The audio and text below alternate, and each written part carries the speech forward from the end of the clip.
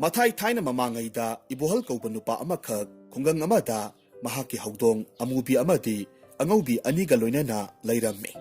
Mahakna thajaba loksaba mahi marungsing adu mahaki haudong ani aduna ten kang amadi usina sinba jiba singdagi ngathok pirami. Ibohal magini haibada mahaki haudong ani dunatana kanasu lairamde aduna mahakna mahaki haudong sing adubu yamna luna sana tawjarami. Asumna asum lairakpana nongmadi ibohaldu yum thadoktuna lam koiba chatlage haina khalaklammi adubu mahaki lairiba phauksing amadi ingkolna singba singdu sangamnabagidamak haudong amubi aduna thanamlage aduga haudong angaubi aduna mahaka loinana lam koiba chatlage haina khalammi.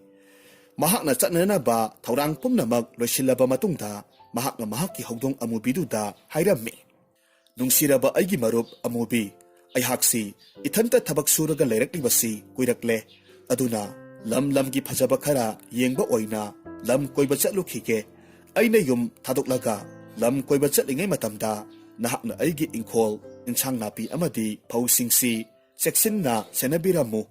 Asumna hairamduna mahaki haudong angaubiduga loinana lam koibada changadaba sananaba tan taret amadi pirol khara yomsillammi aduga mahak thoraklammi. Mahakna asum lakpa matamda umang amada thunglammi. Mafamduda lairiba mahausagi phajaba uwa lay amasung manak nakpada sienba lok masadu uruba matamda mahak yamna nungaiba phaurammi amasung mafamduda mahak ahingdumadi leklage haina sem sarammi. Manak nakpada hauramba layoiraba khungnang pambidogi makhada mahak potharage khanduna phamtharaklammi.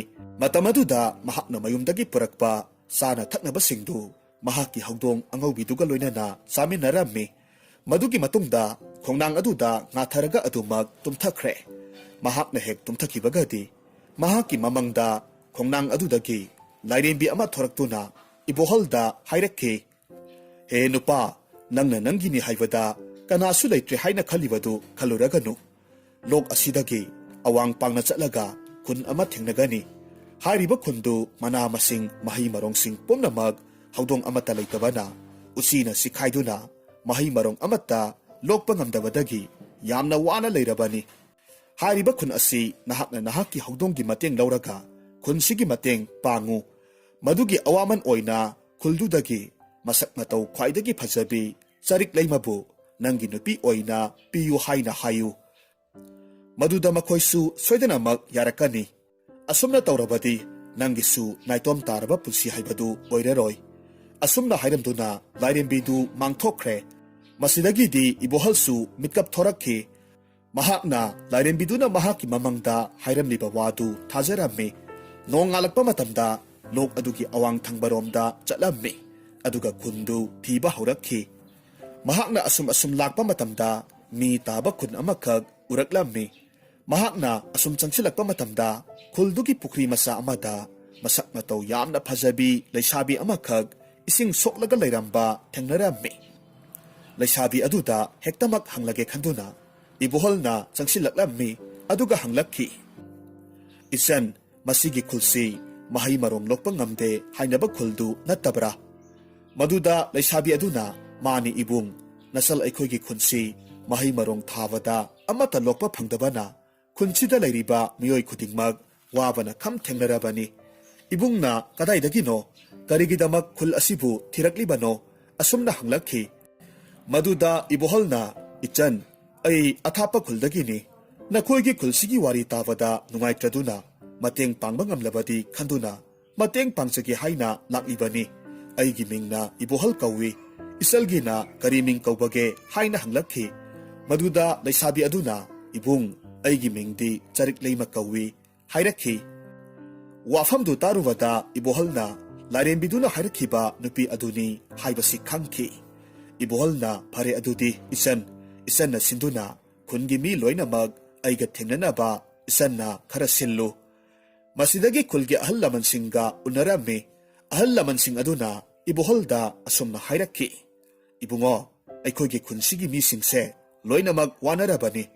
Aikhoina hulluba phau amadi tharuba mahi marong pumnamaksi karino khangdaba jiba singna loinamak sikhaiduna manghalle asumna mahi marong amatta lokpa ngamdre aduna arapa khuldagi oina leiduna sanaba hotnabada khulsigi misingse loinamak wanare asumna wari pumnamak tamlamme amasung masidagi ibohalna khangba ngamki madudi makoina masak khangdaba jiba hairibadu usi soidanamak oiramgani haibasi mahakna khanki madugi matung tarakpada mahakna khulsingdugi miyoising aduda hanglaklammi nakhoigi khul asida hawdong kauba jiba adu leibra haina hanglakhi maduda khuldugi miyoy amana hawdong kauba jibadi amata leite hairammi maduda ibohalna mahaksi mana masing mahi marong kaya thaduna leirakpa misakni phare khulsigi mahi maronggi awabasi aina kokhanba ngambra yangjarage hairammi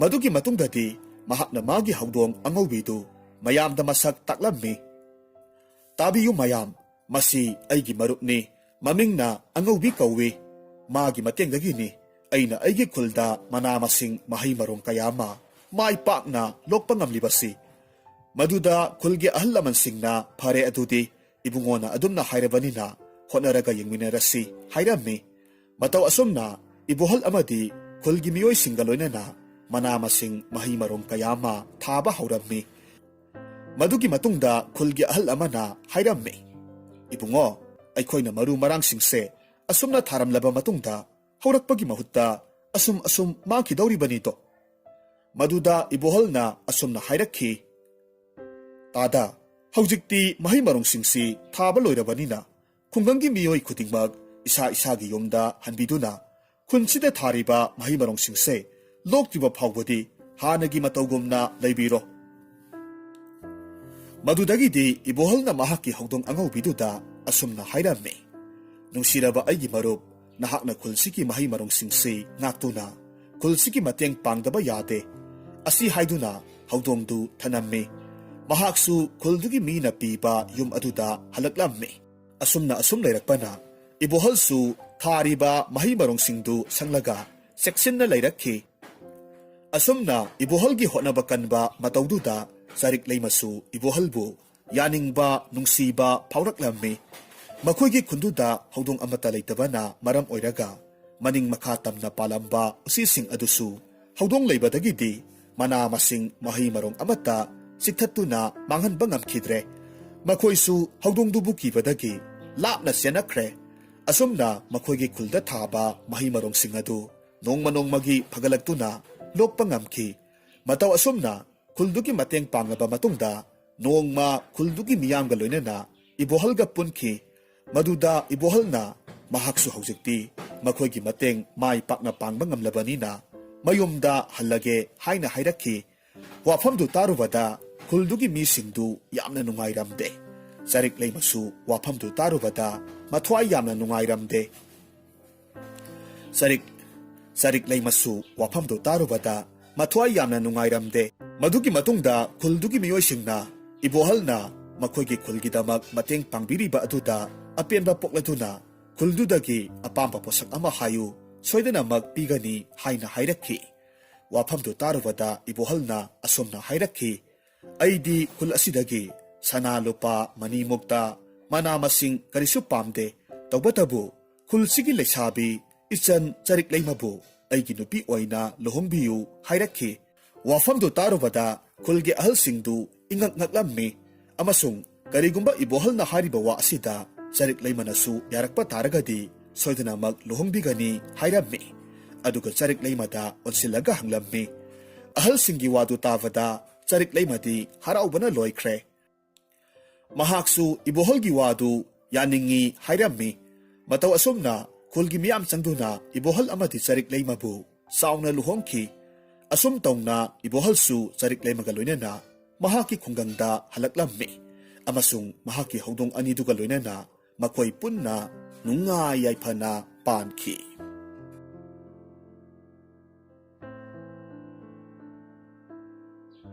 hawjik amuk taminarasi manipuri phungawari paisa siphai mathai thaina mamangaida paisa siphai kaupa nupa ama leirammi mahaksi mathongna maringjal yamna leiba amadi miyamgi mateng yamna pangba akanba mi amakhak oirammi. Nongmadi mahakpu leibaki ningthongna konungda laktaba yadi haiduna pau tharaklammi. Pau du taraba matungda mahaki mamada hairamlaba matung konungda lakhi. Konung yoraba matungda paisa sipaina iningthau aihakpu kaubibadi kari leibage haina khurumjarammi. Ningthongna paisa sipai nahaki nathongna naringjal amadi nahaki kathokpagi masak adu munna khangi aduna ningthau aigi mateng amata pangbiyu hairaklammi. Maduda paisa sipaina takpiyu iningthau nanai aina karamba mateng tawjo haibano iningthaubu karamna pelhanba ngamgadage hairammi. Maduda ningthongna hairaklammi. Nahakna chingkoklen haina khangnaba lam aduda chatlaga leibak aduki praja miyam amadi ningthaudugi amata yawjabi Rajkumari adubu hingsabigi makhutagi amukta kandaba yade hairakhi. Maduda paisa sipaina phagani iningthau aigi angamba hotnaduna yengjarage hairammi. Aduga mahak konungdagi mayum tana halaklammi. Aduga mahaki mamada ningthongna hairakhiba singdu tamlammi. Maduda mahaki mamana pakhatchaduna hairaklammi. Imagi ibungo ima isata tarak leijaba asida isada asoy angam yaukhrabadi imadi mangjare aduna cheksilluko imagi ibungo. Hingsabi hatpa haibasi asamba thabakti natte aduna mitna singna layuko. Mamagi pakhatchaba matawduda paisa sipaina asumna hairakhi. Ima aduk haknasu wakal wabiganu. Imana mai pakcharo haiba bor adutang nasada pibiyu. Asumna numittu haukre mathangi numitta paisa sipaidu satnanaba loisilaba matungda mamada khurumlammi. Chatlukhi kya hairamduna mayumdagi thoraklammi. Aduga singkoklen tamna laklammi. Numit nini sangna chatlaba matungda singkoklen kun yaurakhi. Mahakna kundu hek yaubagadi lamdugi ningthaugi konung tana changsillammi. Mahakna lamdugi ningthauda mahakna lakpagi maram pumnamak tamlaba matungda ningthongna asumna hairakhi. Thongna pharaba nupa nahakna aigi isanupi amadi khunchigi praja miyambu amukta kanbiyu. Aigi isanupi si hanadi karisu tawramba natte adubu ngasidagi numit kharanigi mamangda khul asida nonglay nungsit akanba amakhak lakhi. Hariba numit adugi hek nonganbadagi aigi isanupigi sana thaknanaba pusinba changkhiba mi amata ngasi phawba thiba khangdri. Aduna mahakpu aina khul asidagi khara lapa mafam amada yum saraga thamlibani. Asumna waridu taraba matungda paisa sipaina kumlaklammi. Phare iningthau adudi ngasi numidangi Rajkumari gi sana thaknabadu ai thinjarurake aduga aigi thawraba thangsang amatanga pibiyu hairakhi. Madugi matungda Rajkumari gi sana thaknaba sillangliba mayamdu paisa sipaina puraga laklammi. Aduga Rajkumari bu tongana thamliba mafamduda changsilaklammi. Mafamdu hek yoraba matungda lairamliba yum aduda thong thilammi. Thongdu masak matau yamna phajarabi nupi amana hangdoraklammi. Nupidu Rajkumari ni haibasi khanglammi. Adubu Rajkumari aduda karisu asoiba udabaduda yamna ngakna paisa sipaina yenglaga lay. Matamaduda Rajkumari aduna asumna hairakhi. Nahaksi aigi ipaning thongna aigi sak pirunaba tharakpa mi soidana oiramni. Adubu ipaning thongna tharakpa mi singse aina tumlingay matamda aingonda hairamdana hektamak hanki hairakhi. Rajkumari gi wadu tarubata paisa sipaina karigumba asoiba kharadi leire haina khalammi. Madugi matungda mahakna purakpa sana thaknaba singdu makhoi ani saminarammi. Saba loiraba matungda Rajkumari aduna hairaklammi. He pukchal sauraba ibung nahaki tumnaba mafamdu aigi hek thangnaba ka asida semlabani. Asumna hairamlaga Rajkumari dusu tumba sangkhre. Adubu paisa sipaidi tumbagi mahutta mahaki thangsangdu pairaga mahaki tumpham aduda pi kupsilaga mi tumba saraga thamlammi. Aduga mahakna thangsangdu pairaga kachin amada lumlaga leire. Asomdana Rajkumari adugi manaton manungdagi lin hingsabi amakhak jiri thoraklammi. Lindu ipikpikna Rajkumari gi manatondagi thoraklammi. Aduga achauba lin amakhak onthoraklammi. Paisa sipaina tumliba ka aduda tapna jiri changsilaklammi. Madu uba matamda lumlaga lairamba paisa sipaina chongthoraklammi aduga mahaki thangsang aduna matup tare thokna kanthatlammi. Lin hatpagi makon tabada tumtharuraba Rajkumari du mitkap thoraklammi paisa sipagi manakta kari tawrabano khanduna laklammi. Maduda tawramliba matawduda angakpa haibadu oikhre. Yamna sauraba lin amakhak paisa sipaina matup tare thokna kanthatlambadu ubaduda angakpa amaga loinana paisa sipaida yenglaklammi. Maduda paisa sipaina noklaga hairakhi. Maza ibema nahak ngasidagidi waruragano. Nahaksu nahaki konungda chatlaga layruba yaragani. Nahaki haksang manungda yauramba lin hingsabidu aina matup tare thokna kakthatuna hatlabani. Hayengmak nonganbaga aiga loinana konungda halasi. Paisa sipaina hairakibadu tavada Rajkumari du yamna haraurammi. Asumna mathangi numit nong hek anbagadi paisa sipai amadi Rajkumari du konungda halakle. Lin hingsabi du paisa sipai na hatle haibadu tavada leibak tugi miyam khudingmak amadi ningthausu haraurammi. Asumna ningthauna paisa sipai bu manamathum saungna piki amasung paisa sipai su mayumda amuk halaktuna mamaga loinana nungaina panki.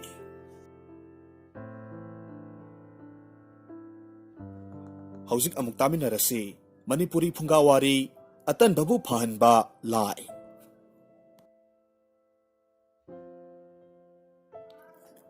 Thaina mamangaida khungang amada loyomba amadi tharo kauba matai manaw ama lairammi. Hariba matai manaw si nungaina chaba thakpa watana palammi. Adupo makhoi anigi maraibak thiba amana makhoi anisi luhongduna leiraklaba sahi taret pharaba phawbadasu mamitta masa amata uba ngamkhide. Madugi matungda makhoi anina mamitta masa uba phangnabagidamag laifam kayada chatlaga lai khurumlammi. Adubu nongmadi itha thajidana makhoi anigi nungsiraba machanupa ama uba phangjakhi. Machanupa dubu makhoina Yohenba haina nungsina kauki.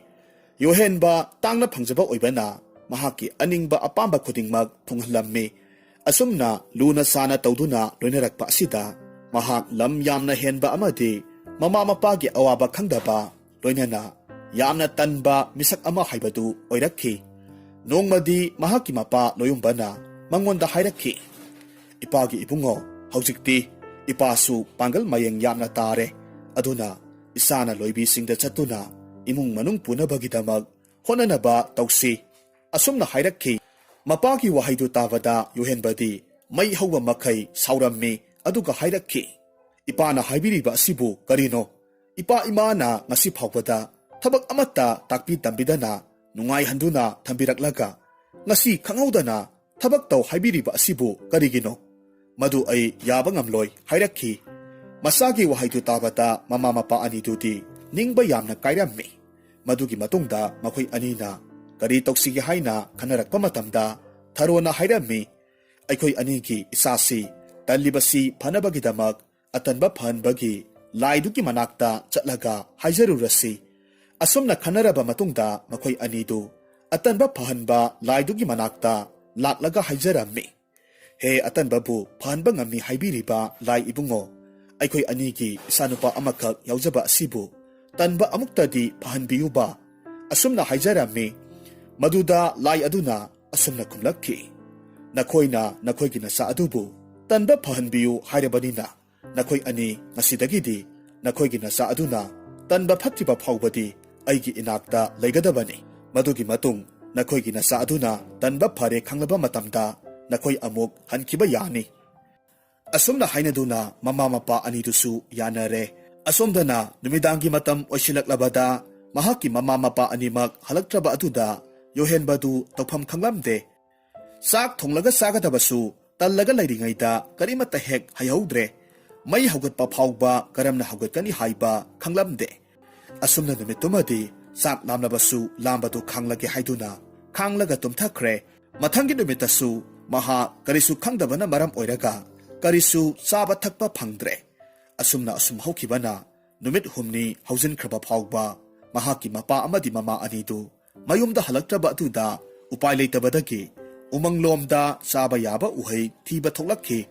Umangda uhai wahai charaba matungda mahakna tanluba amadi mama mapana haiba iludabadu mahak yamna ningamdaklamde asumna mahakna umangaduda mamabu kauduna kabaklammi hariba singdu hanadagi yenglaga leiriba lai aduna yohenbagi mamangda thoraklammi aduga hanglaklammi he nupa masa haujikti nangi asoiba pumnamak khangjarabra matung tarakpada nama napana haiba wa loinamak illagani haina wasau adu oiba tarabadi ai nangi nama napabu nangi nafamda amuk sinage hairammi maduda yohenbana mahak mama mapana haiba wadu amuk hanna yadaba tauraroi amadi tanbasu tauraroi hairammi wahaidu tabada lumlaga tuminna taramba yohenbagi mama mapa anidu thoraklammi amasung atanba phanba ngamba lai aduda thagat wahi kaya marum hairamlaba matungda makoigi mayumda halaklammi hariba numit asidagidi yohenba talamba khudingmak phakre mama mapagi haiba inba masa haibadu oiduna tabak suba nomba yamna kalakhi asumna makhoi nunga yaifana panki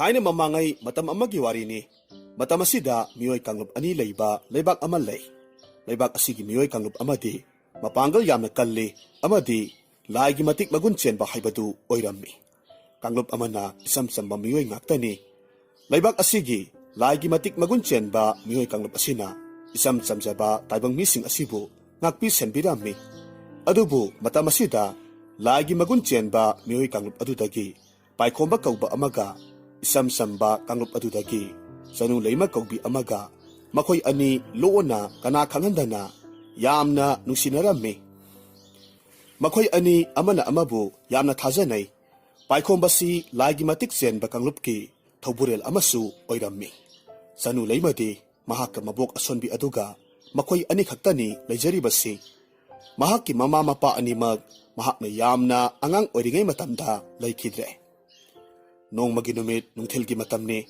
paikhom-badu sanu leima amadi makhoi anina hek unapam lobuk mayayda leiba khangpoksang masa amada nungsibi mahakpu wana lakpa ngaijarami somda janu leimasu makhongdu tabli tabli thangduna laklammi lakna masindasu asumna haijarami aisibu yamna tauba ngambi haibadubu oirabra thamoi warakpa ngamdabi ikai khangdabini hairasira natragana natte ai ikai khangdabi haige haisenu mabu nungsibagini oiningba oishenu ai mahakpudi thamoi sengna nungsi asumna sola ga lakpana janu leima khangpoksang adugi nakanda lepliba paikhombabu urammi mahak paikhombabu ubada momon taujai paikhombasu khaurang na ngaijarakpa nungsibi mabu ubada apenba minok ama tamjarammi janu leima paikhomba-gi manakta tapna sangsilaga lepi janu leimasu paikhomba-gi mataududa ikairaba male mamaidu tapna lukthaki paikhomba-du janu leimada asumna yenglaga tapna hairammi janu leima nangi adugumba ikaiba mataudo ifamda amuk hanna ulakanu hairaga aduga karigi paikhomba haiphet khonjel haurap noklammi aduga haire e matungdadi ai ubada ikairanu ko nangna sumaina tawbase pakhang aigi thamoise phajin bangamdeba asumna numit kharani amuk haukhre hanugumna leibaksi ingna sikna adumak palammi amadi chanu leima amadi paikhombasu makhoi anigi nungsimarisu hena chasinaraklami makhoi anigi luhongbagi matamsu lepnarammi makhoi ani luhonglaba matungda tha khara haukhre haujikti chanu leimasu tha leptuna tha masing sujilakpa haibadu oirammi nongma numit amani paikhomba amadi chanu leimadu sumang aduda phakmasa ama tharaga phamduna wari sanarammi chanu leimadu tablapna mapuroibada yenglaga hairakhi haksangse ngasidi kaya nungaite irumlumme phajana potharaga leiramu aisu kuirakloi chattaba yadaba thabak ama leibagini ining thauda horen phajana hairamlaga hayengdagidi lepage natomta leiba nungaitragana isanga leiramu ai mabu kauramge ꯑꯁꯨꯝ ꯇꯧꯗꯨꯅ ꯄꯥꯏꯈꯣꯝꯕꯅ ꯃꯈꯣꯏꯒ ꯌꯨꯝꯊꯪꯅꯅ ꯂꯩꯔꯤꯕ ꯃꯆꯟꯅꯨꯄꯤ ꯊꯣꯛꯄ ꯏꯆꯟꯕꯨ ꯀꯧꯔꯝꯃꯤ ꯑꯗꯨꯒ ꯆꯅꯨ ꯂꯩꯃꯒ ꯄꯨꯟꯅ ꯂꯩꯃꯤꯟꯅꯅꯕ ꯍꯥꯏꯔꯝꯃꯤ꯫ ꯏꯆꯟꯁꯨ ꯍꯔꯥꯎ ꯍꯔꯥꯎ ꯌꯥꯗꯨꯅ ꯄꯨꯟꯅ ꯃꯍꯥꯛꯀꯤ ꯃꯌꯨꯝꯗ ꯂꯥꯛꯂꯝꯃꯤ꯫ ꯄꯥꯏꯈꯣꯝꯕ ꯏꯆꯟꯕꯨ ꯃꯌꯨꯝꯗ ꯃꯍꯥꯛꯀꯤ ꯅꯨꯄꯤ ꯆꯅꯨ ꯂꯩꯃꯒ ꯂꯩꯍꯧꯔꯕ ꯃꯇꯨꯡꯗ ꯀꯣꯅꯨꯡꯗ ꯆꯠꯀꯦ ꯍꯥꯏꯗꯨꯅ ꯊꯣꯡꯖꯤꯟꯗꯒꯤ ꯈꯣꯡ ꯍꯦꯛ ꯊꯥꯡꯗꯣꯔꯛꯄ ꯃꯇꯝꯗꯗꯤ ꯊꯣꯡꯒꯥꯜꯂꯣꯝꯗꯒꯤ ꯅꯤꯡꯊꯧꯒꯤ ꯃꯅꯥꯏ ꯑꯃꯈꯛ ꯇꯍꯥ ꯇꯍꯥ ꯆꯪꯁꯤꯜꯂꯛꯂꯝꯃꯤ꯫ ꯃꯗꯨ ꯎꯕ ꯃꯇꯝꯗ ꯄꯥꯏꯈꯣꯝꯕ ꯉꯛꯅ ꯌꯦꯡꯉꯤ꯫ ꯅꯤꯡꯊꯧ ꯃꯅꯥꯏ ꯑꯗꯨꯁꯨ ꯁꯨꯃꯥꯡ ꯃꯁꯤ ꯑꯗꯨꯗ ꯂꯦꯞꯂꯒ ꯁꯣꯔ ꯆꯥꯎꯅ ꯍꯣꯜꯂꯝꯃꯤ ꯑꯗꯨꯒ ꯍꯥꯏꯔꯛꯈꯤ, "ꯍꯣ ꯂꯨꯆꯤꯡꯕ, ꯑꯋꯥꯡꯒꯤ ꯆꯤꯡ ꯄꯔꯦꯡ ꯃꯊꯛ ꯑꯗꯨꯗ ꯁꯥꯍꯤꯡ ꯆꯥꯕ ꯍꯤꯡꯆꯥꯕ ꯃꯌꯥꯝꯅ ꯀꯣꯅꯨꯡꯗ ꯂꯥꯟꯗꯥꯍꯧꯔꯦ꯫ ꯑꯩ ꯏꯅꯤꯡꯊꯧꯅ ꯂꯨꯆꯤꯡꯕꯕꯨ ꯀꯧꯔꯨꯅꯕ ꯊꯥꯔꯛꯄꯅꯦ." ꯄꯥꯏꯈꯣꯝꯕ ꯋꯥꯐꯝꯗꯨ ꯇꯥꯕꯗ ꯈꯨꯝꯂꯛꯂꯝꯃꯤ, "ꯍꯥ, ꯀꯔꯤ ꯍꯥꯏꯕ? ꯆꯠꯁꯤ ꯂꯥꯟꯃꯤ, ꯀꯣꯅꯨꯡꯗ ꯑꯩꯒꯤ ꯃꯥꯡ ꯊꯥꯔꯣ." ꯑꯁꯨꯝꯅ ꯍꯥꯏꯔꯒ ꯃꯇꯨꯡꯂꯣꯝꯗ ꯂꯦꯞꯂꯤꯕ ꯆꯅꯨ ꯂꯩꯃꯗ ꯑꯃꯨꯛ ꯑꯣꯟꯁꯤꯜꯂꯛꯂꯝꯃꯤ ꯑꯗꯨꯒ ꯍꯥꯏꯔꯝꯃꯤ, "ꯅꯃꯥ ꯅꯆꯥ ꯇꯦꯛꯇ ꯀꯥꯏꯗꯅ ꯂꯩꯔꯝꯃꯨꯀꯣ, ꯑꯗꯨꯒ ꯀꯔꯤꯒꯨꯝꯕ ꯉꯁꯤꯁꯤ ꯑꯩꯅ ꯍꯜꯂꯛꯇꯕ ꯇꯥꯔꯕꯗꯤ ꯅꯃꯥ ꯅꯆꯥ ꯅꯈꯣꯏ ꯑꯅꯤ ꯌꯨꯝ ꯊꯥꯗꯣꯛꯂꯒ ꯁꯥꯐꯒꯗꯕ ꯃꯐꯝ ꯑꯃꯗ ꯆꯠꯈꯣ." ꯆꯅꯨ ꯂꯩꯃ ꯃꯄꯨꯔꯣꯏꯕꯒꯤ ꯋꯥꯍꯩ ꯑꯗꯨꯗ ꯀꯔꯤꯁꯨ ꯈꯨꯝꯖꯕꯗꯤ ꯉꯝꯗꯅ ꯇꯨꯃꯤꯟꯅ ꯀꯞꯂꯒ ꯌꯦꯡꯉꯤ꯫ ꯆꯠꯍꯟꯅꯤꯡꯗꯦ ꯄꯥꯏꯈꯣꯝꯕꯕꯨ ꯃꯍꯥꯛꯅ, ꯑꯗꯨꯕꯨ ꯀꯔꯝꯅꯗꯤ ꯈꯥꯝꯂꯨꯅꯤ? ꯄꯥꯏꯈꯣꯝꯕꯁꯨ ꯃꯥꯒꯤ ꯅꯨꯄꯤꯒꯤ ꯃꯇꯧꯗꯨ ꯈꯪꯉꯤ, ꯑꯗꯨꯕꯨ ꯃꯍꯥꯛ ꯑꯍꯦꯟꯕ ꯀꯔꯤꯁꯨ ꯍꯥꯏꯔꯝꯗꯅ ꯑꯃꯨꯛꯇꯪ ꯄꯤꯅ ꯊꯨꯝꯍꯠꯂꯕ ꯃꯤꯠꯂꯨ ꯑꯅꯤꯗꯨꯅ ꯅꯨꯡꯁꯤꯅ ꯌꯦꯡꯂꯝꯂꯕ ꯃꯇꯨꯡꯗ ꯂꯥꯟꯒꯤꯗꯃꯛ ꯈꯣꯡ ꯊꯥꯡꯕ ꯍꯧꯈ꯭ꯔꯦ꯫ ꯑꯁꯨꯝꯅ ꯅꯨꯃꯤꯠ ꯇꯥꯁꯤꯜꯂꯛꯂꯕ ꯐꯥꯎꯕ ꯄꯥꯏꯈꯣꯝꯕ ꯍꯜꯂꯛꯂꯝꯗꯦ꯫ ꯆꯅꯨ ꯂꯩꯃꯁꯨ ꯑꯁꯨꯝ ꯐꯤꯕꯝ ꯇꯥꯔꯛꯇ꯭ꯔꯦ꯫ ꯇꯥꯟꯖꯥ ꯑꯁꯤꯗ ꯅꯣꯡ ꯃꯥꯁꯨ ꯍꯦꯛꯇꯃꯛ ꯑꯀꯟꯕ ꯅꯨꯡꯁꯤꯠ ꯌꯥꯎꯅ ꯆꯨꯊꯔꯛꯂꯝꯃꯤ꯫ ꯏꯆꯟꯗꯨ ꯆꯅꯨ ꯂꯩꯃꯒꯤ ꯐꯤꯕꯝꯅꯒ ꯌꯥꯁꯤꯜꯂꯛꯇꯕꯅꯦ꯫ ꯃꯕꯨꯡ ꯊꯣꯛꯄ ꯄꯥꯏꯈꯣꯝꯕꯁꯨ ꯍꯜꯂꯛꯇꯕꯅꯦ꯫ ꯃꯍꯥꯛ ꯇꯧꯐꯝ ꯈꯪꯗ꯭ꯔꯦ꯫ ꯑꯗꯨꯕꯨ ꯃꯍꯥꯛ ꯆꯅꯨ ꯂꯩꯃꯒꯤ ꯐꯤꯕꯝꯗꯨ ꯎꯕꯗꯨꯗ ꯉꯝꯅꯅꯕ ꯎꯄꯥꯏ ꯑꯃ ꯇꯧꯔꯒꯦ ꯈꯜꯂꯝꯃꯤ꯫ ꯁꯣꯝꯗꯅ ꯀꯝꯗꯧꯔꯤ? ꯄꯥꯏꯈꯣꯝꯕ ꯍꯣꯏꯅ ꯁꯣꯛꯅꯔꯤꯕ ꯂꯥꯟ ꯑꯗꯨ ꯍꯤꯡꯆꯥꯕꯁꯤꯡꯅ ꯃꯁꯤꯡ ꯌꯥꯝꯕ ꯍꯦꯟꯃꯟꯈꯤꯕꯅ ꯂꯥꯟꯗꯨ ꯃꯥꯏꯊꯤꯔꯝꯃꯤ꯫ ꯍꯤꯡꯆꯥꯕꯁꯤꯡ ꯑꯗꯨꯅ ꯄꯥꯏꯈꯣꯝꯕ ꯍꯣꯏꯒꯤ ꯂꯩꯕꯥꯛ ꯅꯤꯡꯊꯧ ꯑꯃꯗꯤ ꯃꯈꯣꯏꯒꯤ ꯂꯨꯆꯤꯡꯕ ꯈꯔꯒ ꯂꯣꯏꯅꯅ ꯐꯥꯗꯨꯅ ꯃꯈꯣꯏꯒꯤ ꯂꯩꯕꯥꯛ ꯇꯝꯅ ꯄꯨꯈ꯭ꯔꯦ꯫ ꯑꯗꯨꯒ ꯍꯤꯡꯆꯥꯕ ꯂꯥꯟꯃꯤ ꯈꯔꯁꯨ ꯂꯩꯕꯥꯛ ꯑꯗꯨꯗ ꯊꯝꯂꯝꯃꯤ꯫ ꯂꯦꯝꯍꯧꯔꯤꯕ ꯍꯤꯡꯆꯥꯕ ꯂꯥꯟꯃꯤꯁꯤꯡ ꯑꯗꯨꯅ ꯂꯩꯕꯥꯛ ꯑꯁꯤꯒꯤ ꯏꯆꯝ ꯆꯝꯖꯕ ꯃꯤꯑꯣꯏ ꯀꯥꯡꯂꯨꯞꯁꯤꯡ ꯑꯁꯤꯕꯨ ꯁꯦꯠ ꯁꯦꯠꯇꯨꯅ ꯑꯐꯪ ꯑꯐꯪꯕ ꯆꯥꯕ ꯍꯧꯔꯛꯂꯝꯃꯤ꯫ ꯂꯩꯕꯥꯛ ꯃꯤꯌꯥꯝꯁꯤꯡꯗꯨ ꯅꯣꯡ ꯃꯔꯛ ꯑꯗꯨꯗ ꯊꯋꯥꯏꯗꯗꯤ ꯍꯤꯡꯂꯕꯗꯤ ꯈꯟꯗꯨꯅ ꯀꯣꯏꯆꯦꯟ ꯆꯦꯟꯅꯔꯝꯃꯤ꯫ ꯁꯣꯝꯗꯅ ꯆꯅꯨ ꯂꯩꯃꯁꯨ ꯏꯆꯟꯅ ꯌꯥꯝꯅ ꯋꯥꯅ ꯍꯣꯠꯅꯖꯗꯨꯅ ꯑꯉꯥꯡ ꯅꯨꯄꯤ ꯃꯆꯥ ꯑꯃꯗꯤ ꯐꯪꯖꯔꯝꯃꯤ꯫ ꯑꯉꯥꯡꯗꯨ ꯌꯦꯡꯕ ꯃꯇꯝꯗ ꯑꯁꯨꯛꯀꯤ ꯃꯇꯤꯛ ꯅꯨꯡꯁꯤꯕ ꯄꯣꯛꯂꯝꯃꯤ꯫ ꯆꯅꯨ ꯂꯩꯃ ꯇꯞꯅ ꯎꯏꯁꯤꯜꯂꯝꯕ ꯃꯃꯤꯠꯇꯨ ꯄꯥꯡꯂꯛꯇꯨꯅ ꯏꯆꯟꯗ ꯌꯦꯡꯂꯒ ꯍꯥꯏꯔꯛꯈꯤ, "ꯏꯆꯟ, ꯀꯗꯥꯏꯅꯣ? ꯏꯆꯥꯗꯣ ꯃꯃꯥ ꯑꯩ ꯑꯃꯨꯛꯇ ꯄꯝꯒꯦ꯫ ꯏꯆꯥꯒꯤ ꯅꯨꯡꯁꯤꯕ ꯃꯥꯏꯊꯣꯡꯗꯣ ꯑꯃꯨꯛꯇ ꯌꯦꯡꯒꯦ." ꯏꯆꯟꯅ ꯑꯉꯥꯡꯗꯨ ꯃꯃꯥꯗ ꯄꯤ꯫ ꯆꯅꯨ ꯂꯩꯃꯁꯨ ꯑꯉꯥꯡꯗꯨ ꯂꯧꯔꯒ ꯅꯨꯡꯁꯤꯅ ꯌꯦꯡꯉꯤ꯫ ꯑꯗꯨꯒ ꯑꯉꯥꯡꯗꯨꯒꯤ ꯂꯥꯏꯕꯛꯇ ꯅꯨꯡꯁꯤꯅ ꯆꯨꯞꯄꯤ꯫ ꯑꯗꯨꯕꯨ ꯈꯪꯍꯧꯗꯦ, ꯈꯨꯗꯛ ꯑꯗꯨꯗ ꯆꯅꯨ ꯂꯩꯃ ꯍꯣꯏꯒꯤ ꯌꯨꯝ ꯑꯗꯨꯒꯤ ꯃꯊꯛꯇꯒꯤ ꯍꯤꯡꯆꯥꯕ ꯑꯃꯈꯛ ꯐ꯭ꯔꯪ ꯂꯥꯎꯅ ꯆꯣꯡꯊꯔꯛꯂꯝꯃꯤ꯫ ꯃꯈꯣꯏ ꯑꯅꯤꯒꯤ ꯃꯃꯥꯡ ꯑꯗꯨꯗ ꯑꯀꯤꯕ ꯈꯣꯟꯖꯦꯜꯗ ꯍꯧꯅ ꯈꯣꯡꯂꯒ ꯂꯦꯞꯂꯝꯃꯤ꯫ ꯆꯅꯨ ꯂꯩꯃ ꯑꯃꯗꯤ ꯏꯆꯟ ꯃꯈꯣꯏ ꯑꯅꯤꯗꯨ ꯎꯕꯗꯨꯗ ꯃꯁꯥꯗꯨ ꯀꯤꯕꯅ ꯊꯛ ꯊꯛ ꯅꯤꯛꯂꯝꯃꯤ꯫ ꯑꯗꯨꯕꯨ ꯆꯅꯨ ꯂꯩꯃꯗꯤ ꯃꯕꯨꯛꯅꯤꯡꯗ ꯂꯥꯟꯗꯨ ꯍꯤꯡꯆꯥꯕꯁꯤꯡꯅ ꯉꯝꯈ꯭ꯔꯦ ꯑꯃꯗꯤ ꯃꯍꯥꯛꯀꯤ ꯃꯄꯨꯔꯣꯏꯕ ꯄꯥꯏꯈꯣꯝꯕ ꯑꯃꯨꯛ ꯍꯜꯂꯛꯂꯔꯣꯏ ꯍꯥꯏꯕ ꯈꯪꯂꯝꯃꯤ꯫ ꯃꯁꯤ ꯐꯅ ꯑꯣꯏꯗꯨꯅꯁꯨ ꯃꯍꯥꯛꯀꯤ ꯄꯣꯛꯄꯗ ꯉꯥꯏꯖꯔꯤꯕ ꯃꯆꯥꯅꯨꯄꯤ ꯑꯗꯨꯕꯨꯗꯤ ꯀꯟꯗꯕ ꯌꯥꯗꯕꯅꯤꯅ ꯃꯍꯥꯛ ꯏꯆꯟꯗ ꯃꯤꯠꯌꯦꯡ ꯊꯝꯂꯝꯃꯤ꯫ ꯏꯆꯟꯁꯨ ꯃꯤꯠꯌꯦꯡꯗꯨ ꯒ꯭ꯌꯥꯟ ꯇꯥꯕꯒꯨꯝꯅ ꯃꯉꯛꯇꯨ ꯅꯝꯂꯝꯃꯤ꯫ ꯏꯆꯟ ꯆꯦꯟꯁꯤꯟꯗꯨꯅ ꯑꯉꯥꯡꯗꯨ ꯁꯠ ꯄꯝꯈꯠꯂꯤ ꯑꯗꯨꯒ ꯊꯣꯡꯖꯤꯜꯂꯣꯝꯗ ꯌꯥꯝꯅ ꯊꯨꯅ ꯆꯦꯟꯊꯣꯔꯛꯂꯝꯃꯤ꯫ ꯍꯤꯡꯆꯥꯕꯗꯨꯁꯨ ꯏꯆꯟꯅ ꯆꯦꯟꯈ꯭ꯔꯤꯕꯗꯨ ꯌꯦꯡꯂꯒ ꯑꯁꯨꯝꯅ ꯈꯣꯟꯖꯦꯜ ꯍꯧꯅ ꯅꯣꯛꯂꯒ ꯍꯥꯏꯔꯛꯈꯤ, "ꯐꯃꯨꯡꯗ ꯍꯤꯞꯂꯤꯕꯤ ꯏ ꯅꯧꯔꯤꯕꯤ ꯅꯨꯄꯤꯁꯤ ꯍꯦꯛꯇꯃꯛ ꯍꯥꯟꯅ ꯆꯥꯔꯒꯦ꯫ ꯃꯥꯒꯤ ꯏꯁꯤꯅꯤ ꯌꯥꯝꯅ ꯇꯣꯞ ꯇꯣꯞꯄ ꯃꯍꯥꯎ ꯑꯃ ꯊꯣꯛꯇꯧꯔꯤꯕꯁꯦ꯫ ꯑꯗꯨꯒ ꯑꯃꯁꯤꯅ ꯇꯞꯅ ꯆꯥꯔꯒꯦ."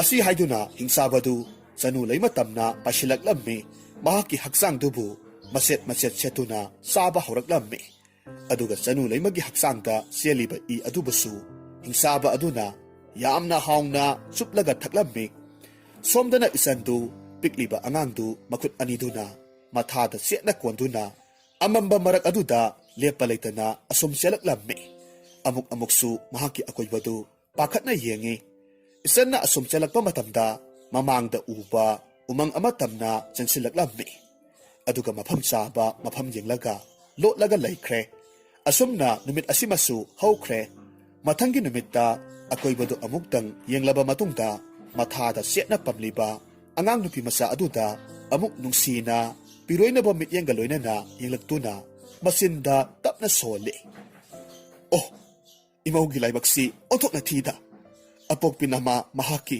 ꯈꯣꯝꯂꯥꯡ ꯃꯔꯤꯛ ꯑꯃ ꯐꯥꯎꯕ ꯍꯦꯛ ꯊꯛꯄ ꯐꯪꯖꯔꯛꯇꯦꯗ"꯫ ꯏꯆꯟ ꯉꯥꯏꯍꯥꯛ ꯇꯨꯃꯤꯟ ꯂꯩ, ꯑꯗꯨꯒ ꯑꯃꯨꯛ ꯑꯁꯨꯝꯅ ꯃꯈꯥ ꯇꯥꯏ꯫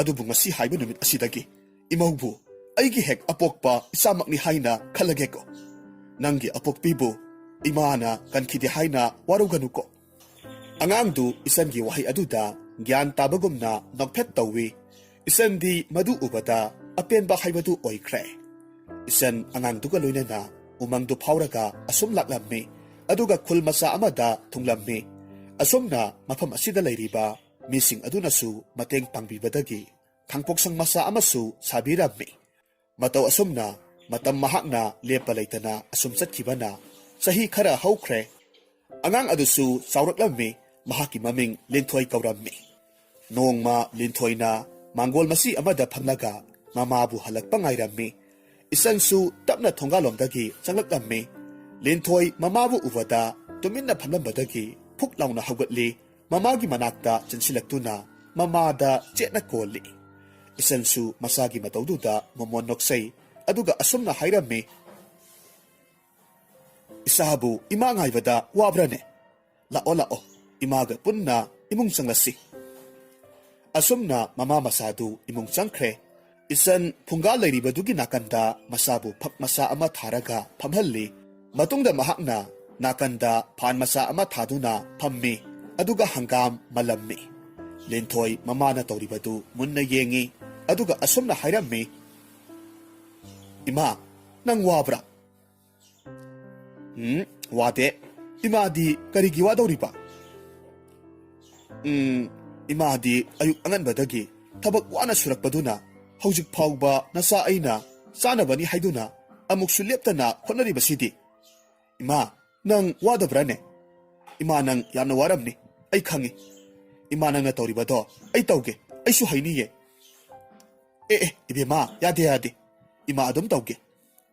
ꯂꯤꯟꯊꯣꯏ ꯃꯃꯥꯅ ꯍꯥꯏꯕꯒ ꯇꯥꯗꯦ, ꯃꯃꯤꯠꯇꯨ ꯇꯞꯅ ꯎꯏꯁꯤꯟꯈꯤ, ꯑꯗꯨꯒ ꯃꯈꯨꯠ ꯑꯅꯤꯗꯨ ꯇꯞꯅ ꯊꯥꯡꯒꯠꯂꯛꯇꯨꯅ ꯃꯃꯥꯒꯤ ꯃꯈꯨꯠꯇ ꯄꯥꯏꯔꯤꯕ ꯍꯪꯒꯥꯝ ꯑꯗꯨꯕꯨ ꯁꯣꯛꯂꯨꯕ ꯊꯦꯡꯂꯨꯕ ꯇꯧꯗꯅ ꯅꯣꯡꯊꯛꯇ ꯐꯠ ꯂꯥꯎꯅ ꯄꯥꯏꯈꯠꯍꯜꯂꯝꯃꯤ꯫ ꯏꯆꯟ ꯃꯗꯨ ꯎꯕ ꯃꯇꯝꯗ ꯃꯁꯥꯗꯨ ꯏꯊꯛ ꯊꯛꯀꯠꯈ꯭ꯔꯦ꯫ ꯃꯆꯤꯟꯗꯁꯨ "ꯏꯕꯦꯝꯃ, ꯏꯕꯦꯝꯃ" ꯍꯥꯏꯅ ꯍꯥꯏꯔꯝꯃꯤ꯫ ꯏꯆꯟ ꯃꯤꯠꯀꯨꯞ ꯑꯗꯨꯗ ꯈꯪꯂꯦ ꯃꯗꯨꯗꯤ ꯂꯤꯟꯊꯣꯏꯁꯤ ꯑꯆꯝꯕ ꯑꯉꯥꯡ ꯑꯃ ꯑꯣꯏꯔꯣꯏꯗꯧꯔꯤ ꯍꯥꯏꯕꯁꯤ꯫ ꯃꯍꯥꯛꯀꯤ ꯃꯁꯥꯗ ꯑꯄꯣꯛꯄ ꯄꯥꯏꯈꯣꯝꯕꯒꯤ ꯃꯇꯤꯛ ꯃꯒꯨꯟ ꯀꯌꯥ ꯑꯃ ꯆꯦꯜꯂꯤ ꯍꯥꯏꯕꯁꯤ ꯃꯍꯥꯛꯅ ꯈꯪꯂꯦ꯫ ꯂꯤꯟꯊꯣꯏ ꯇꯞꯅ ꯃꯃꯤꯠꯇꯨ ꯄꯥꯡꯊꯣꯔꯛꯂꯝꯃꯤ, ꯑꯗꯨꯒ ꯍꯪꯒꯥꯝ ꯑꯗꯨꯕꯨ ꯃꯍꯥꯛꯅ ꯃꯍꯩ ꯇꯧꯗꯨꯅ ꯂꯣꯏꯅ ꯃꯟꯊꯣꯛꯂꯕ ꯃꯇꯨꯡꯗ ꯐꯨꯡꯒꯥꯗ ꯑꯃꯨꯛ ꯃꯩ ꯍꯧꯒꯠꯇꯨꯅ ꯊꯣꯡꯕ ꯍꯧꯈ꯭ꯔꯦ꯫ ꯑꯁꯨꯝꯅ ꯂꯤꯟꯊꯣꯏꯒꯤ ꯃꯍꯩ ꯑꯗꯨꯅ ꯆꯥꯛ ꯊꯣꯡꯕ ꯂꯣꯏꯁꯤꯜꯂꯛꯂꯦ꯫ ꯏꯆꯟꯗꯤ ꯉꯁꯥꯏꯗꯒꯤ ꯃꯆꯥꯅ ꯇꯧꯔꯤꯕꯗꯨ ꯇꯨꯃꯤꯟꯅ ꯌꯦꯡꯂꯒ ꯂꯩꯔꯝꯃꯤ꯫ ꯂꯤꯟꯊꯣꯏ ꯄꯨꯝꯅꯃꯛꯁꯤꯡꯗꯨ ꯂꯣꯏꯔꯕ ꯃꯇꯨꯡꯗ ꯃꯃꯥꯗ ꯇꯞꯅ ꯌꯦꯡꯗꯨꯅ ꯅꯨꯡꯉꯥꯏꯇꯕ ꯈꯣꯟꯖꯦꯜꯗ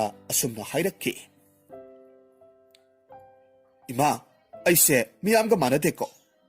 ꯏꯃꯥꯒꯤ ꯃꯥꯡꯗ ꯉꯁꯤ ꯑꯩꯅ ꯎꯠꯂꯤꯕꯁꯦ ꯀꯅꯥꯒꯤꯁꯨ ꯃꯐꯝꯗ ꯎꯠꯈꯤꯕ ꯂꯩꯇ꯭ꯔꯤ.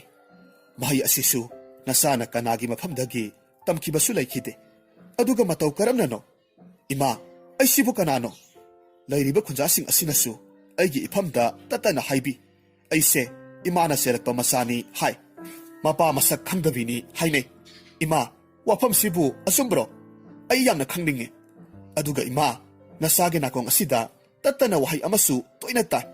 ꯏꯄꯥꯒꯤ ꯂꯤꯟꯊꯣꯏ, ꯏꯄꯥ ꯌꯥꯝꯅ ꯋꯥꯔꯦ ꯍꯥꯏꯕ ꯇꯥꯔꯤꯕ ꯈꯣꯟꯖꯦꯜ ꯑꯁꯤꯕꯨ ꯀꯔꯤꯅꯣ?" ꯏꯆꯟ ꯃꯆꯥꯅ ꯍꯪꯂꯤꯕ ꯋꯥꯍꯪꯗꯨ ꯈꯨꯝꯕ ꯉꯝꯗ꯭ꯔꯦ꯫ ꯋꯥꯈꯜꯗ ꯇꯞꯅ ꯃꯆꯥꯅ ꯍꯪꯂꯤꯕꯗꯨꯒꯤ ꯄꯥꯎꯈꯨꯝꯗꯨ ꯄꯤꯔꯝꯃꯤ꯫ "ꯏꯃꯥꯒꯤ ꯂꯤꯟꯊꯣꯏ, ꯏꯃꯥꯕꯨ ꯀꯔꯤ ꯍꯥꯏꯌꯨ ꯍꯥꯏꯕꯅꯣ?" ꯑꯃꯨꯛꯁꯨ ꯈꯜꯂꯤ꯫ "ꯑꯩꯕꯨ ꯑꯁꯦꯡꯕ ꯑꯆꯨꯝꯕꯁꯤꯕꯨ ꯍꯦꯛꯇꯃꯛ ꯍꯥꯏꯔꯁꯤꯔ?" ꯅꯠꯇꯦ, ꯍꯧꯖꯤꯛ ꯏꯆꯥꯗ ꯑꯆꯨꯝꯕ ꯑꯁꯦꯡꯕꯗꯣ ꯍꯥꯏꯕ ꯌꯥꯗ꯭ꯔꯦ. matam watli. Asum na kanduna isan tap na wa thaidok lammi. Imagi ibema madugi wato ko na tap na sanarasi. Imana soidana mag isagi paukumdo nong mapigi. Ngasidi matang matam sabi. Aduna toklasi ko. Lintoy mamana wa thaidorak pa matawduda tomin laikre. Hainingba kaya ama laiba taragasu haige khankidre. Asumna asum haukibana sahi kaya ama haukre. Haujikti lintoy su mapung maray pare. Mahak masak na taw yamna pazabi nupi ama haibadusu oirami. Adubu mahaki top mahising adubudi. Mahaki mama isan khaktamak na khanglammi. Isan su haujikti masadu yamna sonjilakpa haibadu oiraklammi. Nongma lintoy na ayuki tabak inkang sak ising pumnamak loiraba matungda turelda pi suba satlammi. Turel yogbaga pi singdu surammi. Mahak na asum pi suri ngay matamda toy na taba ipagi lintoy ipa yamna ware haiba wahaydu amuksu nason pik na taba hauraklammi. Lintoy konjeldo asum tarakpa aduda wakalda tapna khanjay. Ipagi lintoy ipa ware haiba. Karigino aina asuk kuibasi wahay singsi taraga lakibasibo. Imada hanglabasu pakum pangde. Matam walida mag haibi. Aduga ngasi phawada imana masa aigi maphamda aigi apokpa kanano hayo haiba yade. Masina karigi. Aigi apokpa kanano ai masa khangde.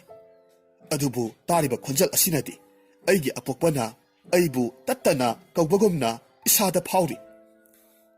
Asumna hariba numit asimasu haukre numit kharani gi matongni ngasidi linthoi du mahakna yamna toina taba wahi singdu khonjel hauna tarakhe. Mahakna tariba khonjel aduna hauba henman khibana mahak nakong kanna mensilli. Isan masana tawribadu ubadu da mahak losinduna thamba yararoi khangaklammi. Aduna mahak masabu manakta kausilli aduga nungsina hairammi. Imagi lintoy se imagi na kansida pamlula. Ima ngasidi isana tatana hangba wahangdugi pakumdo pirage. Isana khangningba pumnamag ima hairage. Asumna isanna lintoy gi haukiba wari mahaki asengba apokpa apokpi paikhomba amadi zanuleima makhoi anigi maram matau karamna isanna lintoy bu puraga mahaki leibak adubu thadorakhiba wari pumnamag tamlammi. Lintoy wari singto taraba matungda mahakna mama mapa anigi laman soidana mag singani hingsaba sing adubu tumna hatkani haiduna mabukningda khankre. Isangi wari singdu liba loirakpa matamda masada nungsina yenglaga hairammi. Imagi lintoy nang imabudi waruganu ko. Imahana isagi apokpi namato kankhide haiduna waruganu. Adugane nang imabudi thadoke khanganu. Imadi nahak yaudrabadi leiba ngamloye. Ima adumna hainu nasa ay lakna satlo. Nasa na hinglibase imagini. Imagidamakne. Asumna haiduna mama masa adu punna kaminarami. Noong maginumidang ni lintoy ngasidi mahaki mama isanbu sag ising ningtina pizaraba matungda pothahalammi. Mahak hiplambadagi tapna haugalaglammi. Ningayda na tumliba mamabu nungsina yengzay aduga taplagpag konjelda asumna hairakki. Ima nasabu waraw nuko. Imada wahi amata hairamda na satli haiduna waraw gano. Nasa amuk imagi nakta pabung puraga halakke. Nasa na thazay. Aigi pabungdu ngasisu midkup asipawba hingli haibase thazay. Mahak na masa aibu wana lakpa ngaili. Asi haiduna lintoy tapna thoraklammi sumangda ngaihak leplammi. Aduga mahakna yamna toina taba konjeldu amuk tananaba hotnarammi. Mahakna adumna hotnaba aduda mahaki mamitta mapa paikhomba yamna wana surung amagi manungda miyoy kharaga layba urammi. Lintoy mahakna uriba mapa paikhomba na layriba maphamdu khangba ngamle. Mahakna masinda asumna sole. Pabung nasala pabunggi awaba kutingmag nasana ngasidagi pumnamag kokhalagadaban. Asumna haiduna lintoy mitko phade mahaki mahay tawduna paikhomba na layriba maphamduda yoksilaklammi. Mahakna maphamdu hek yobagadi urammi. ꯄꯥꯏꯈꯣꯝꯕꯗꯨ ꯌꯥꯝꯅ ꯋꯥꯅ ꯑꯍꯜ ꯑꯣꯏꯁꯤꯜꯂꯒ ꯂꯩꯔꯝꯃꯤ꯫ ꯂꯤꯟꯊꯣꯏ ꯃꯄꯥꯒꯤ ꯐꯤꯕꯝꯗꯨ ꯎꯕꯗꯨꯗ ꯌꯥꯝꯅ ꯊꯃꯣꯏ ꯁꯣꯛꯂꯝꯃꯤ꯫ ꯂꯤꯟꯊꯣꯏꯅ ꯃꯐꯝꯗꯨꯗ ꯈꯪꯍꯧꯗꯅ ꯊꯣꯛꯂꯛꯄꯗꯨ ꯎꯕꯗꯨꯗ ꯄꯥꯏꯈꯣꯝꯕ ꯍꯣꯏꯕꯨ ꯁꯪꯂꯤꯕ ꯍꯤꯡꯆꯥꯕꯁꯤꯡ ꯑꯗꯨꯅꯁꯨ ꯃꯍꯥꯛꯄꯨ ꯎꯔꯝꯃꯤ꯫ ꯍꯤꯡꯆꯥꯕꯁꯤꯡ ꯑꯗꯨꯒꯤ ꯃꯔꯛꯇꯒꯤ ꯑꯃꯅ ꯆꯠꯇꯨꯅ ꯃꯈꯣꯏꯒꯤ ꯅꯤꯡꯊꯧ ꯑꯗꯨꯗ ꯇꯝꯂꯨꯔꯝꯃꯤ꯫ ꯃꯤꯀꯨꯞ ꯐꯥꯗꯦ ꯍꯤꯡꯆꯥꯕꯁꯤꯡꯒꯤ ꯅꯤꯡꯊꯧ ꯑꯗꯨꯁꯨ ꯃꯐꯝꯗꯨꯗ ꯌꯧꯁꯤꯜꯂꯛꯂꯝꯃꯤ꯫ ꯄꯥꯏꯈꯣꯝꯕꯁꯨ ꯇꯞꯅ ꯃꯃꯤꯠ ꯑꯅꯤꯗꯨ ꯄꯥꯡꯂꯛꯇꯨꯅ ꯃꯥꯡꯗ ꯂꯦꯞꯂꯤꯕꯤ ꯂꯤꯟꯊꯣꯏꯕꯨ ꯌꯦꯡꯂꯝꯃꯤ꯫ ꯄꯥꯏꯈꯣꯝꯕ ꯃꯥꯡꯗ ꯂꯦꯞꯂꯤꯕꯤ ꯅꯨꯄꯤ ꯃꯆꯥꯁꯤ ꯍꯦꯛ ꯌꯦꯡꯕ ꯃꯇꯝꯗ ꯃꯍꯥꯛꯀꯤ ꯃꯆꯥꯅꯨꯄꯤꯅꯤ ꯍꯥꯏꯕꯁꯤ ꯈꯪꯕ ꯉꯝꯂꯝꯃꯤ꯫ ꯃꯍꯥꯛ ꯄꯣꯛꯄꯗꯒꯤ ꯎꯖꯒꯦ ꯐꯪꯖꯗ꯭ꯔꯤꯕ ꯃꯆꯥꯅꯨꯄꯤꯕꯨ ꯎꯖꯕꯗꯨꯗ ꯑꯄꯦꯟꯕ ꯍꯥꯏꯕꯗꯨ ꯑꯣꯏꯔꯝꯃꯤ꯫ ꯑꯗꯨꯕꯨ ꯊꯪꯅꯕ ꯃꯤꯠꯀꯨꯞꯇ ꯄꯥꯏꯈꯣꯝꯕ ꯃꯆꯥꯒꯤ ꯈꯟꯕꯗ ꯋꯥꯈꯜ ꯌꯥꯝꯅ ꯋꯥꯔꯝꯃꯤ꯫ ꯃꯍꯥꯛꯅ ꯌꯥꯝꯅ ꯋꯥꯅ ꯋꯥꯍꯩ ꯈꯔ ꯍꯥꯏꯔꯛꯅꯕ ꯍꯣꯠꯅꯔꯝꯃꯤ꯫ ꯏꯄꯥꯒꯤ ꯂꯤꯟꯊꯣꯏ꯫ ꯄꯥꯏꯈꯣꯝꯕꯅ ꯍꯥꯏꯔꯤꯕ ꯋꯥꯗꯨ ꯂꯣꯏꯁꯤꯟꯕ ꯉꯝꯈꯤꯗ꯭ꯔꯦ꯫ ꯍꯤꯡꯆꯥꯕꯒꯤ ꯅꯤꯡꯊꯧ ꯑꯗꯨꯅ ꯂꯤꯟꯊꯣꯏꯕꯨ ꯃꯍꯥꯛꯀꯤ ꯑꯆꯧꯕ ꯈꯨꯠ ꯑꯗꯨꯅ ꯄꯥꯏꯗꯨꯅ ꯂꯥꯛꯇꯨꯅ ꯂꯪꯊꯣꯛꯈ꯭ꯔꯦ꯫ ꯄꯥꯏꯈꯣꯝꯕ ꯃꯗꯨ ꯎꯔꯨꯕꯗ ꯃꯁꯥꯗꯨ ꯏꯊꯛ ꯊꯛꯀꯠꯈ꯭ꯔꯦ꯫ ꯂꯤꯟꯊꯣꯏꯁꯨ ꯑꯗꯨꯝꯅ ꯇꯧꯕꯗꯨꯗ ꯃꯁꯥꯗꯨ ꯁꯨꯔꯨꯡ ꯑꯗꯨꯒꯤ ꯃꯅꯨꯡ ꯑꯃꯗ ꯄꯣꯞ ꯂꯥꯎꯅ ꯌꯩꯁꯤꯜꯂꯝꯃꯤ꯫ ꯃꯍꯥꯛ ꯉꯥꯏꯍꯥꯛꯇꯤ ꯃꯁꯥꯗꯨ ꯇꯔꯪ ꯆꯠꯂꯤ꯫ ꯍꯤꯡꯆꯥꯕ ꯅꯤꯡꯊꯧ ꯑꯗꯨꯁꯨ ꯁꯥꯎꯅ ꯑꯁꯨꯝꯅ ꯍꯥꯏꯔꯛꯈꯤ꯫ ꯏꯌꯥ, ꯑꯩꯒꯤ ꯁꯨꯔꯨꯡ ꯑꯁꯤꯗ ꯊꯧꯅꯥ ꯐꯅ ꯆꯪꯂꯛꯄ ꯁꯥꯏ, ꯀꯔꯤꯁꯨ ꯂꯩꯇꯕ ꯅꯨꯄꯤ ꯃꯆꯥ ꯅꯍꯥꯛꯅ꯫ ꯑꯁꯨꯝꯅ ꯍꯥꯏꯗꯨꯅ ꯃꯍꯥꯛꯀꯤ ꯍꯤꯡꯆꯥꯕ ꯃꯅꯥꯏꯁꯤꯡ ꯑꯗꯨꯗ ꯑꯣꯟꯁꯤꯜꯂꯒ ꯍꯥꯏꯔꯝꯃꯤ꯫ ꯍꯥꯏ ꯇꯥꯔꯤꯕ꯭ꯔꯥ? ꯅꯨꯄꯤ ꯃꯆꯥ ꯑꯁꯤ ꯐꯥꯖꯤꯜꯂꯨ, ꯑꯗꯨꯒ ꯃꯈꯣꯡ ꯃꯈꯨꯠꯁꯤ ꯄꯨꯟꯁꯤꯜꯂꯒ ꯅꯨꯡꯁꯥꯗ ꯌꯥꯏꯔꯒ ꯊꯝꯃꯨ꯫ ꯍꯣꯏ, ꯐꯒꯅꯤ ꯏꯅꯤꯡꯊꯧ꯫ ꯐꯖꯅ ꯌꯥꯏꯔꯕ ꯃꯇꯨꯡꯗ ꯊꯣꯡꯂꯒ ꯆꯥꯁꯤ꯫ ꯍꯤꯡꯆꯥꯕ ꯃꯅꯥꯏꯁꯤꯡ ꯑꯗꯨ ꯃꯇꯤꯟꯒ ꯑꯣꯔꯣ ꯑꯣꯔꯣ ꯇꯥꯔꯒ ꯂꯤꯟꯊꯣꯏꯒꯤ ꯃꯅꯥꯛꯇ ꯆꯪꯁꯤꯜꯂꯛꯂꯝꯃꯤ꯫ ꯂꯤꯟꯊꯣꯏꯗꯨ ꯃꯈꯣꯏꯁꯤꯡꯗꯨ ꯎꯕ ꯃꯇꯝꯗ ꯈꯥꯛꯅ ꯈꯥꯛꯅ ꯅꯣꯛꯂꯛꯈꯤ꯫ ꯃꯍꯥꯛ ꯐꯝꯂꯝꯕꯗꯒꯤ ꯍꯧꯒꯠꯂꯛꯇꯨꯅ ꯂꯦꯞꯈꯠꯂꯛꯂꯝꯃꯤ꯫ ꯑꯗꯨꯒ ꯃꯅꯥꯛꯇ ꯆꯪꯂꯛꯂꯤꯕ ꯍꯤꯡꯆꯥꯕ ꯃꯅꯥꯏꯁꯤꯡ ꯑꯗꯨꯕꯨ ꯃꯍꯥꯛꯀꯤ ꯃꯍꯩꯁꯤꯡꯗꯨ ꯇꯧꯔꯒ ꯃꯤꯠꯀꯨꯞ ꯑꯃꯗ ꯂꯣꯏꯅꯃꯛ ꯍꯥꯠꯇꯣꯛꯈ꯭ꯔꯦ꯫ ꯍꯤꯡꯆꯥꯕ ꯅꯤꯡꯊꯧꯗꯨ ꯑꯣꯏꯔꯛꯂꯤꯕ ꯃꯇꯧꯗꯨꯗ ꯃꯌꯥ ꯎꯝꯁꯤꯟꯕ ꯀꯥꯎꯕ ꯃꯈꯩ ꯌꯦꯡꯂꯝꯃꯤ꯫ ꯂꯤꯟꯊꯣꯏ ꯍꯤꯡꯆꯥꯕ ꯃꯅꯥꯏꯁꯤꯡ ꯑꯗꯨꯕꯨ ꯇꯨꯝꯅ ꯍꯥꯠꯂꯕ ꯃꯇꯨꯡꯗ ꯍꯤꯡꯆꯥꯕ ꯅꯤꯡꯊꯧꯒꯤ ꯃꯅꯥꯛꯇ ꯑꯃꯨꯛ ꯆꯪꯁꯤꯜꯂꯛꯂꯝꯃꯤ꯫ ꯑꯁꯤꯒꯨꯝꯂꯕ ꯂꯤꯟꯊꯣꯏꯒꯤ ꯇꯧꯕ ꯉꯝꯕ ꯃꯇꯤꯛ ꯃꯌꯥꯏꯁꯤ ꯎꯔꯨꯕꯗꯨꯗ ꯍꯤꯡꯆꯥꯕ ꯃꯌꯥꯝꯒꯤ ꯅꯤꯡꯊꯧꯗꯨ ꯑꯗꯨꯛꯀꯤ ꯃꯇꯤꯛ ꯉꯛꯂꯝꯃꯤ꯫ ꯑꯗꯨꯒ ꯂꯤꯟꯊꯣꯏꯅ ꯍꯤꯡꯆꯥꯕ ꯅꯤꯡꯊꯧꯒꯤ ꯃꯕꯨꯛ ꯑꯗꯨꯗ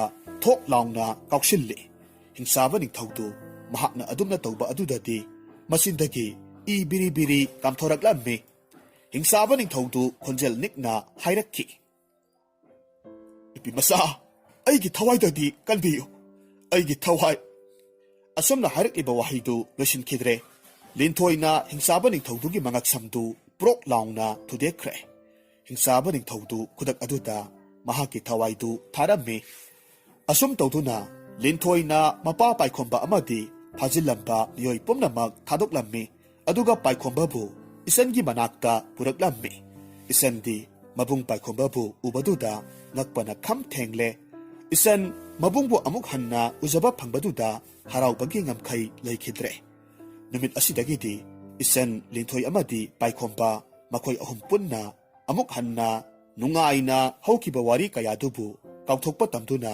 ꯅꯨꯡꯉꯥꯏꯅ ꯄꯥꯟꯈꯤ꯫